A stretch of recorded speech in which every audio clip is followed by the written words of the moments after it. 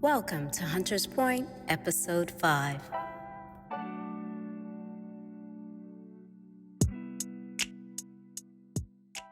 The morning sun cast long shadows across the Smithfield estate, yet the air was thick with unease.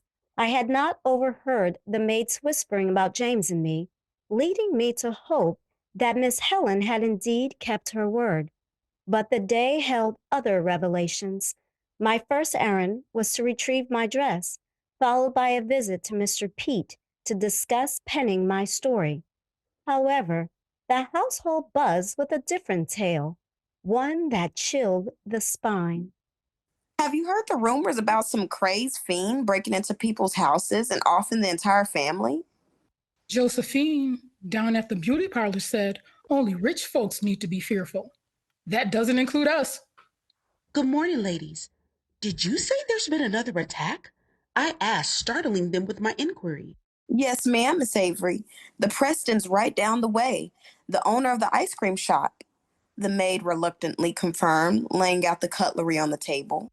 My mind was racing a million miles a minute. Surely, if the maids knew, it was time for the people of Hunter's Point to know. My cousin Henry? Well, she leaned in closer to make sure no one was listening.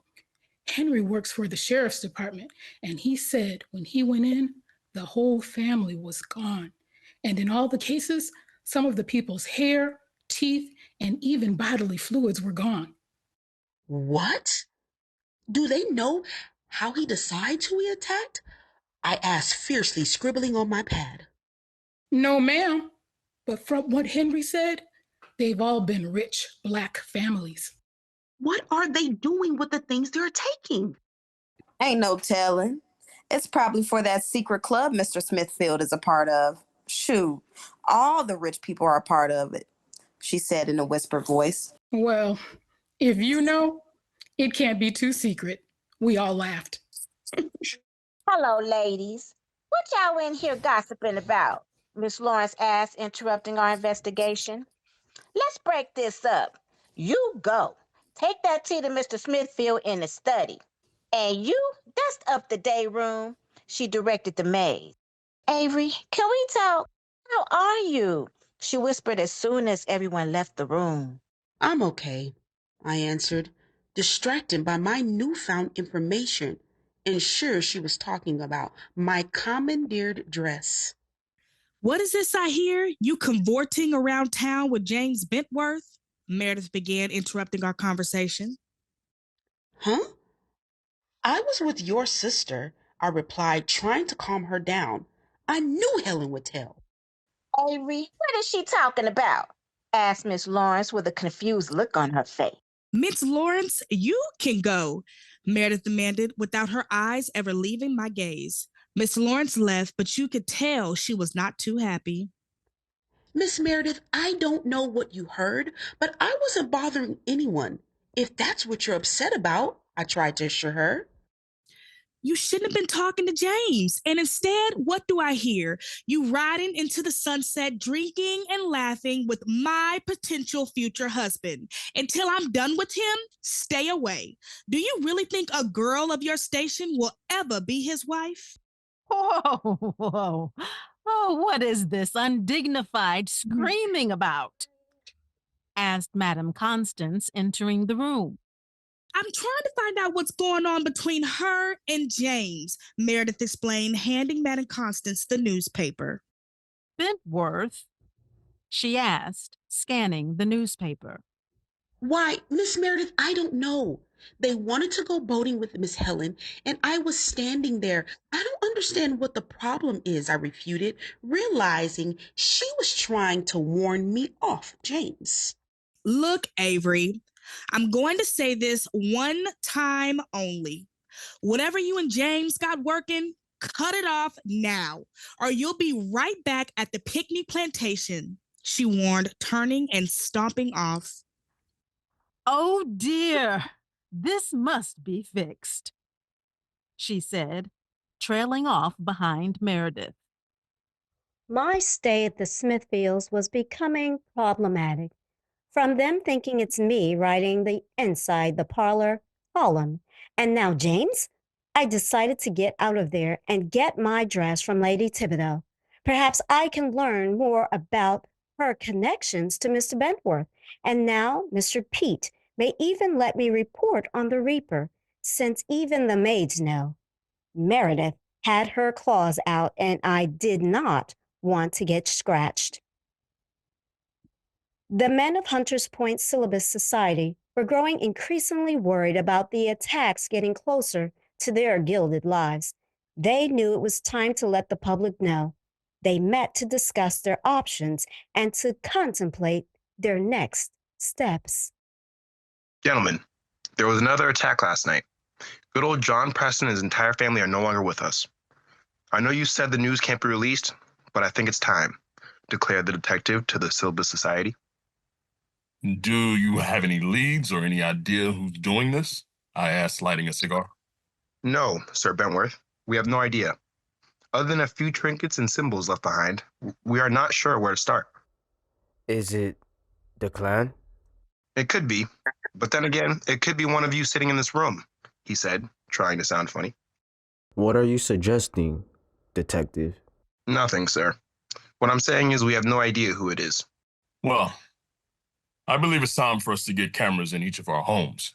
Jedediah, didn't I see a report about a lady, Marie Van Britton Brown, I believe? Doesn't she have some technology out in Brooklyn? Yes. The Smithfield ward, Avery Pickney wrote the story. I have her contact Miss Brown, and I think she should be the one to write the story. Then it is settled.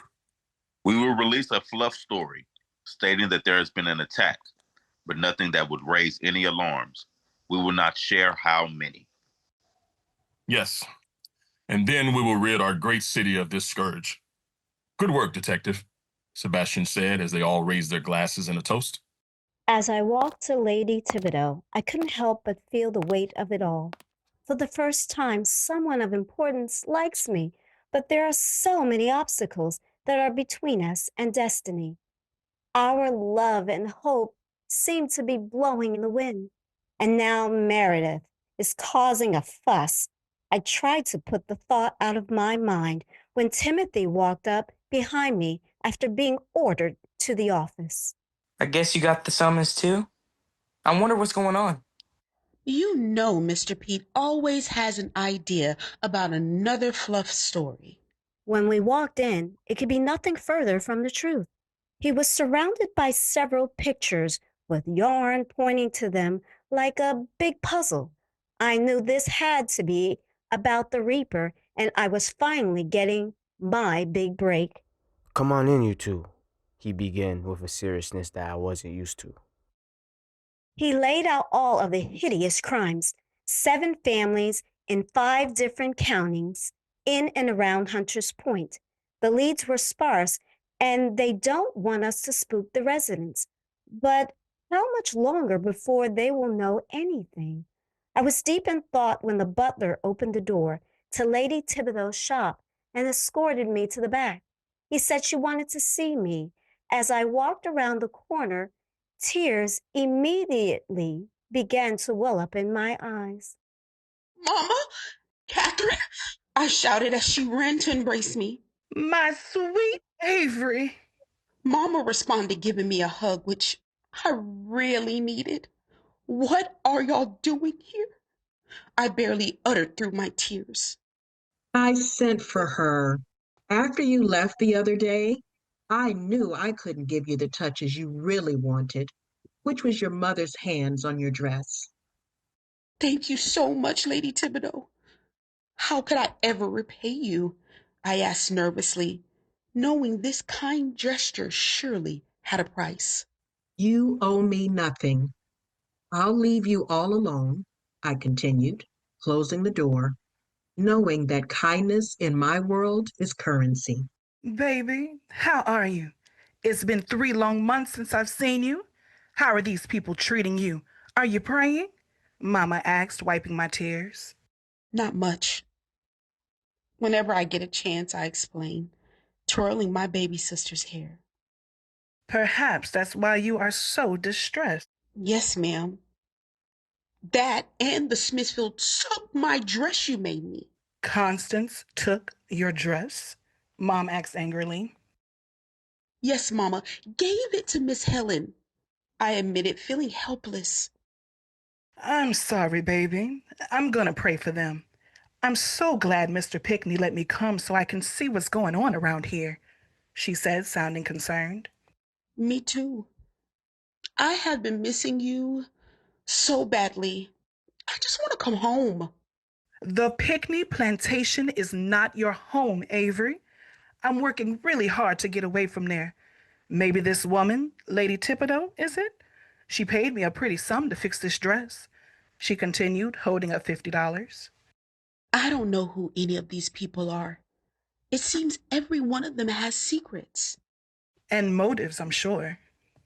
Her too, I said, nodding my head toward the door. Well, pray, baby.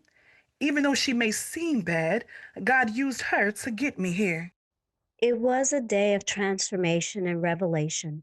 Lady Thibodeau, ever the gracious hostess, served us tea as we immersed ourselves in the delicate art of dressmaking. Time seemed to pause as we shared stories and laughter, the fabric of our lives intertwining with each stitch. The dress, a masterpiece of Mama's creation, adorned me with a beauty I had never known. Her meticulous touches elevated it to a work of art. Our merriment was interrupted by the arrival of a distinguished guest. Lady Bentworth, welcome, Lady Thibodeau greeted, her voice tinged with surprise. With a subtle gesture, she guided us to the adjoining room, allowing Lady Bentworth her space. Lady Bentworth entered with an air of quiet strength. Her smile was warm, yet her eyes bore the weight of untold stories. She possessed a beauty that was both serene and commanding. I dared to hope she might one day become my mother-in-law. Good day, Lady Thibodeau. I've heard marvelous things about your dress shop. May I inquire who crafted this exquisite gown, particularly these unique embellishments? I begin deciding to embark upon finding a solution for my dress and adoring the one in the unknown girl's hand. A sudden unease gripped me. Memories of the Smithfields commandeering my dress flooded my mind. Was history poised to repeat itself, this time before my very mother? This fine piece was fashioned by Stella Pinkney, accompanied by her talented daughters, Avery and Catherine, said Lady Thibodeau. Hmm, familiar for a woman of her status. How do you do? I offered, striving to match the grace befitting her son. Pleasure to meet you, ma'am. Your craftsmanship is remarkable. I would be delighted to commission you to revitalize this gown, she said, extending her dress along with $50. Will this be enough to have this completed by day's end?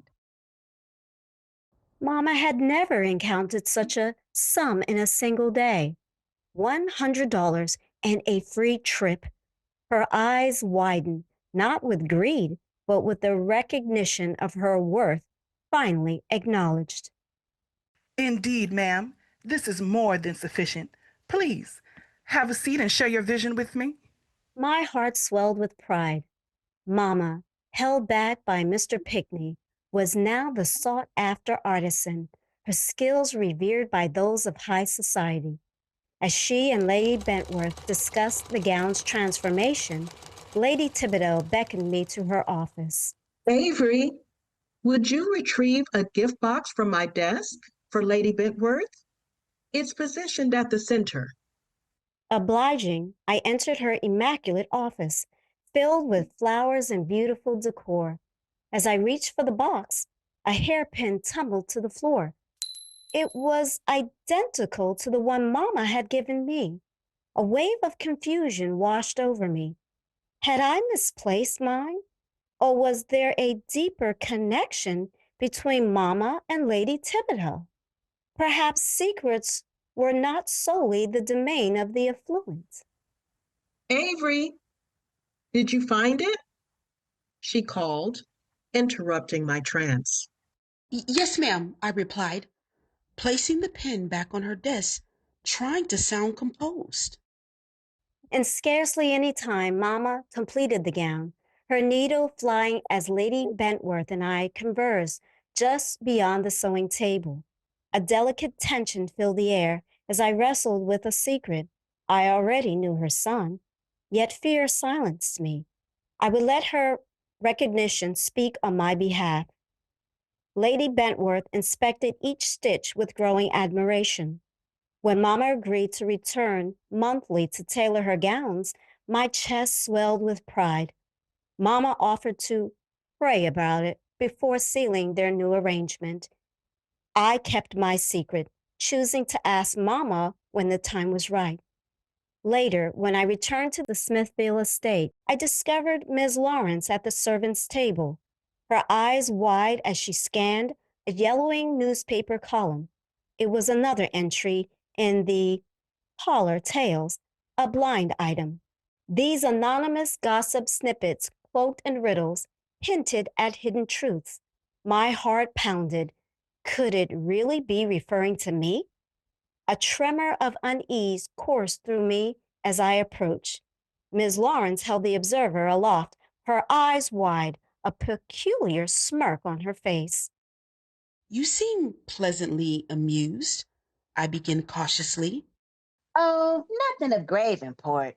Just some more of that parlor tales dribble. This one reads, A rich heir frolicking with the help. Her words landed like stones in still water. I leaned forward, heart pounding. The help? My pulse quickened. Glimpses of yacht decks and countryside fetes filled my vision. The details: boat, dock, elite, and commoner mingling. It was unmistakably about me. Is it about you? Is that why Miss Meredith has been riding your heels so? She asked, leaning closer. A tremor in my voice betrayed me. I have done nothing shameful. They seized my dress, I feared. Now they would take the only gentleman who has ever shown me kindness. A tear glinted at the corner of my eye as I quickly wiped it away. The elite are peculiar people. They see you as a threat, Avery. You are clever, bright, even lovely. That frightens them. But do not let their whispers tell your story. She paused, placing a gentle hand on my arm. Words dropped like seeds of resolve. Ensure your safety. Secure it through Mr. Bentworth. If he declares you openly, none may challenge your place. I met his mother today. She seemed gracious. Our friendship, it grows. Think carefully.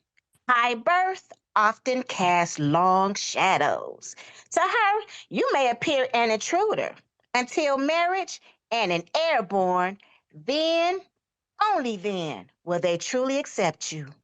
Her message was clear. The Smithfield women had shown their true selves. I not only needed a partnership, I needed legacy. At that moment, Helen burst in, mischievous and uninvited, her laughter echoing off the walls. Everything on right here. What's that? Her eyes flicked to my gown. Only a bit of dry cleaning, Miss Lawrence replied, lifting the dress and escaping quickly, stopping my second dress from being taken. That was fun yesterday. Shall we do it again? She asked, ignoring Miss Lauren's elusiveness. Yes, but Miss Meredith watches my every move, and now I'm on the front page labeled The Help? I thought you weren't going to say anything. Helen rolled her eyes with youthful folly. You were on the lake with one of the most eligible bachelors in the country. I didn't have to. So let them watch. You've the richest heir at your side. Who cares what they call you? I'd consider it a compliment. Who would ever deem the help a compliment? I excused myself to my room. I needed to free myself of the stares and questions about my personal life. As I sat beneath the flickering glow of my candle in my chamber, thoughts churned in my mind like storm-tossed waves. Questions whispered in the silence. Does my mother know Lady Thibodeau? Did I leave the right impression on Lady Bentworth, or any impression at all? But it was far too late to unravel such riddles. I turned instead to my writing, attempting to gather my thoughts on the recent brutal attacks, when suddenly a sound cut through the stillness. Hoofbeats, slow, deliberate, drawing nearer. I froze.